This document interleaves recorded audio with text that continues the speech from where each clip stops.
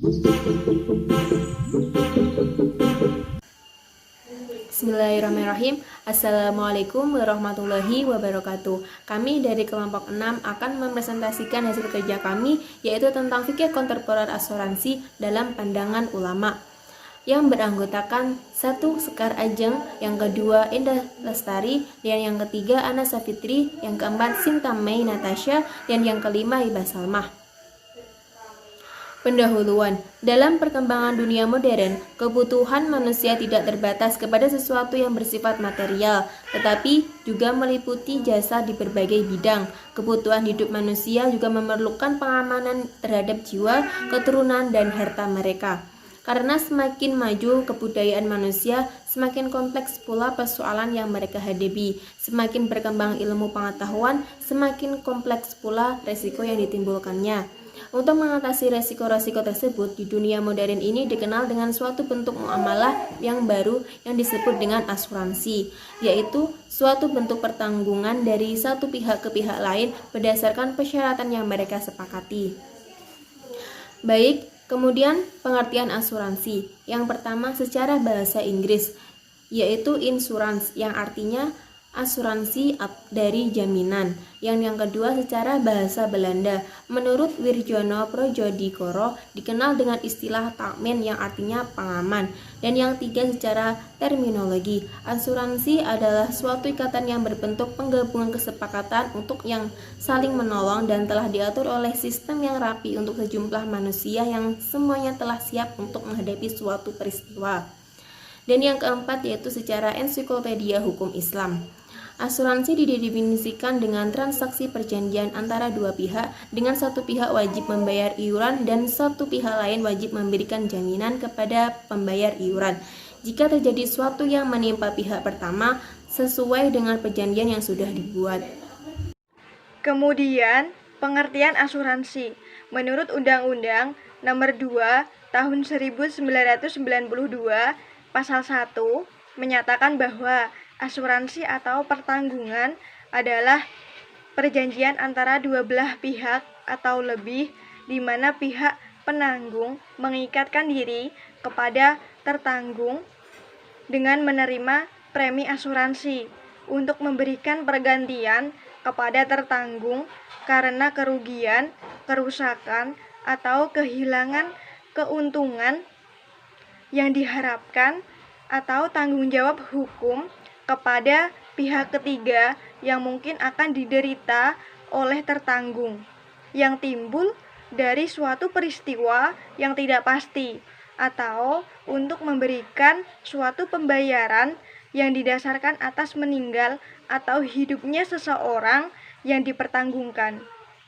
Jadi, kesimpulannya, asuransi adalah salah satu bentuk pertanggungan terhadap musibah yang diperkirakan akan terjadi sewaktu-waktu. Dalam hal ini, muncullah berbagai bentuk asuransi, seperti asuransi jiwa, asuransi kecelakaan, asuransi pendidikan, asuransi kebakaran, bahkan asuransi yang berkaitan dengan pertanian. Selanjutnya, sejarah munculnya asuransi. Yang pertama, menurut Afzalur Rahman, asuransi bermula dari manusia yang membutuhkan perlindungan terhadap resiko yang dihadapi atas dirinya, hartanya, maupun kepentingannya. Namun, sejak kapan, bagaimana, dan oleh siapa asuransi ini dimulai masih menjadi teka-teki yang perlu dicari jawabannya. Yang kedua, menurut Muhammad Sayyid Al-Dasuqi, asuransi pertama kali muncul di Spanyol dan Portugal pada abad ke-15 Masehi. Peraturan perasuransian disebut juga sebagai Peraturan Barcelona yang disahkan pada tahun 1436, 1458, 1461, dan 1484. Pada tahun 1601, Inggris mengeluarkan undang-undang yang berkaitan dengan perasuransian, khususnya asuransi yang berkaitan dengan pelayaran atau kelautan. Yang ketiga, menurut Muhammad Muslihuddin, apabila tujuan asuransi adalah tindakan preventif dan antisipatif, maka sesungguhnya praktik asuransi telah dikenal sejak zaman sebelum Masehi, di mana manusia pada saat itu telah melakukan sebuah antisipasi untuk menyelamatkan jiwanya dari berbagai ancaman, antara lain dari kekurangan bahan makanan. Kesimpulannya, berdasarkan penjelasan-penjelasan tersebut, asuransi dalam konteks tersebut sejalan dengan tujuan umum syariah. Karena menurut rumusannya, asuransi merupakan sebuah gabungan kesepakatan untuk saling tolong-menolong yang diatur dalam suatu aturan antara sejumlah besar manusia dengan tujuan untuk meringankan atau menghilangkan kerugian akibat peristiwa yang menimpa. Asuransi dalam Hasanah Fikih Kontemporer.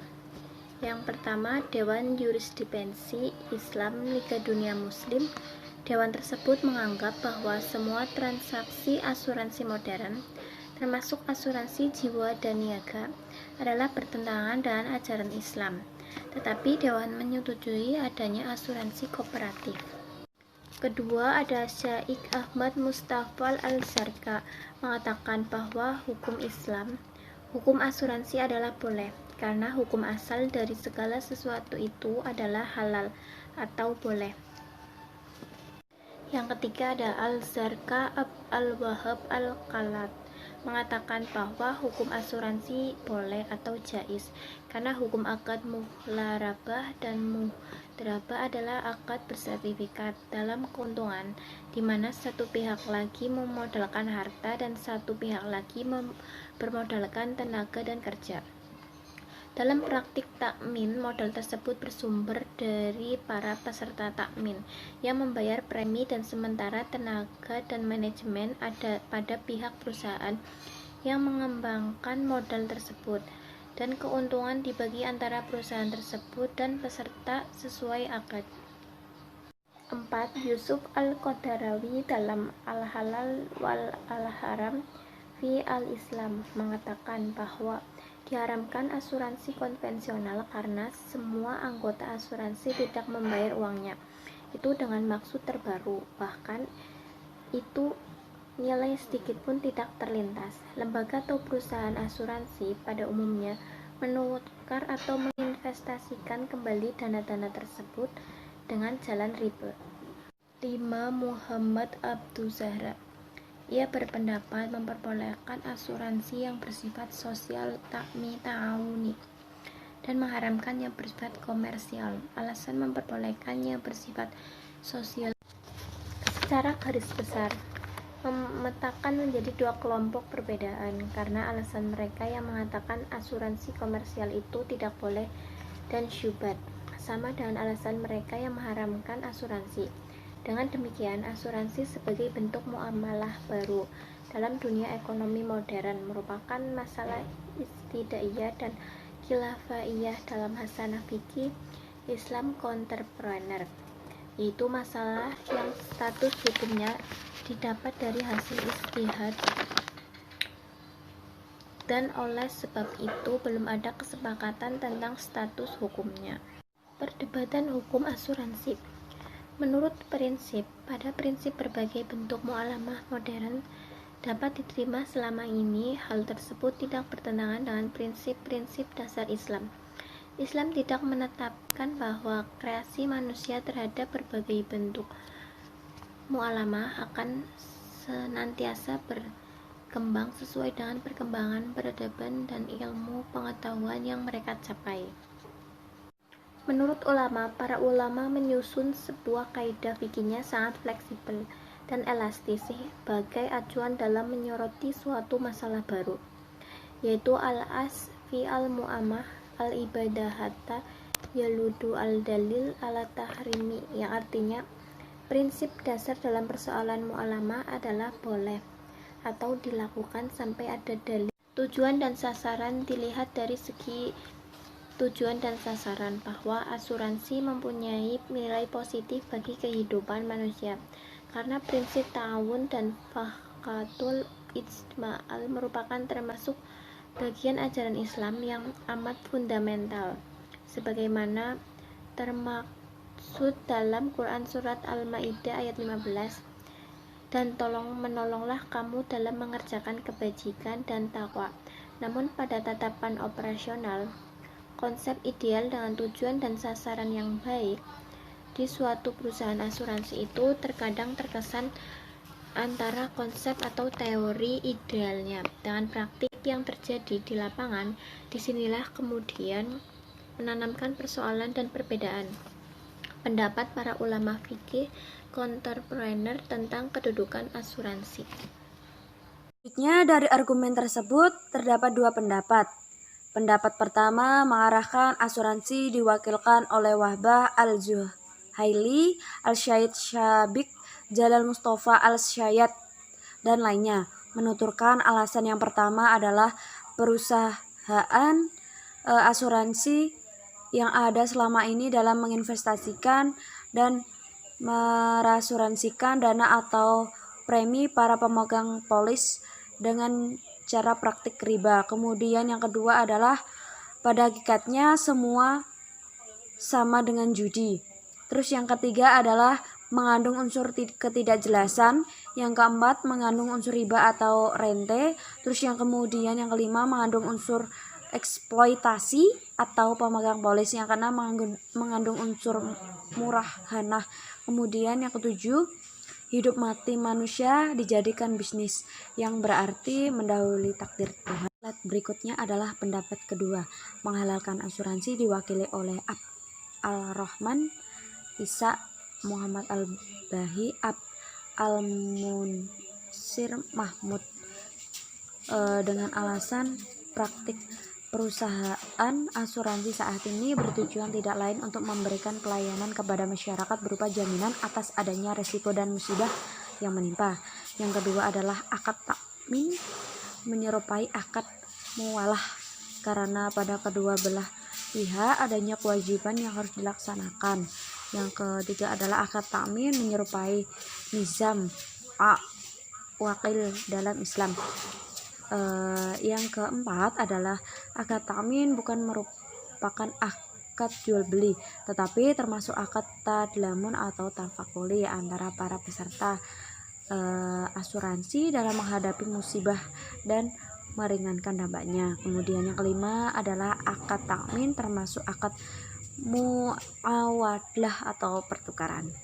Berikutnya adalah dari argumen yang sudah dipaparkan, di mana kedua pihak menggunakan metode kias atau analogi dalam menetapkan hukum asuransi. Pada kelompok yang mengharamkan asuransi, metode kias ini dapat dilihat, misalnya asuransi dianalogikan dengan riba, la'ab al-masyir atau permainan judi, baik gharar atau jual beli dengan unsur penipuan. Dan pada kelompok yang memperbolehkan asuransi, metode kias ini misalnya tampak ketika mereka menganalogikan asuransi dengan akad mudlarabah, muwalah, dan nizham al-wakil dalam Islam. Kemudian ada rukun kias yang dimaksud adalah yang pertama adalah atau pokok, adalah suatu kasus yang sudah ada nasnya yang dijadikan dasar analogi. Yang kedua adalah far atau cabang, adalah kasus baru yang belum ada nasnya dan yang akan dianalogikan dengan as. Terus yang ketiga adalah hukum as. Hukum syara adalah hukum yang bisa halal, haram, dan seterusnya. Kemudian yang keempat adalah atau yang terakhir adalah ilat atau motif yang dijadikan alasan suatu hukum tersebut. Kemudian yang terakhir yaitu kesimpulan. Kesimpulan dari uraian yang telah dipaparkan. jelas bahwa masalah asuransi adalah masalah ijtihad ya, dan sekaligus masalah khilafiyah yang terjadi di kalangan pakar hukum kontemporer. Dua kelompok yang mempunyai pendapat yang berbeda boleh dan tidak bolehnya asuransi. Pada dasarnya sepakat menyatakan bahwa riba, maisir, dan bai garar itu adalah sesuatu yang diharamkan karena adanya kezaliman, unsur perjudian dan penipuan, serta inilah ilah mengapa praktik muamalah seperti itu dilarang. Namun, kemudian mereka berpendapat dalam merefleksikan ilat dalam kasus asuransi modern. Dalam penetapan metode hukumnya sama-sama menggunakan metode kias, akan tetapi sebab perbedaannya ada pada materi-materi penerapan kias tersebut, di mana satu pihak memandang adanya kesamaan ilat antara asyl dan kasus dengan status hukum yang jelas, atau dalam praktik ini, praktik yang dimaksud adalah praktik riba, maisir, dan bait al-gharar dengan far, atau dalam hal ini yang dimaksud adalah asuransi. Sementara pihak lain memandang sebaliknya, ilat mengharamkan riba, maisir, dan bait al-gharar tidak terdapat dalam praktik asuransi. Oleh karena itu, ilat dalam praktik asuransi modern dibutuhkan perlunya analisis oleh kolaborasi keahlian antara ahli asuransi dengan ahli hukum Islam, di mana dalam hal transparansi dan segala sesuatu yang terkait dengan manajemen asuransi, biarlah ahli asuransi yang berbicara. Setelah itu, biarkanlah ahli hukum Islam yang menentukan sikap dan status hukumnya. Kemudian sekian dari kelompok kami. Kurang lebihnya, bila ada kata yang tidak berkenan di hati teman-teman, mohon dimaafkan. Semoga presentasi ini bisa menambah wawasan bagi teman-teman mengenai hukum kontemporer yang berada di bidang asuransi. Sekian dari kelompok kami. Wassalamualaikum warahmatullahi wabarakatuh.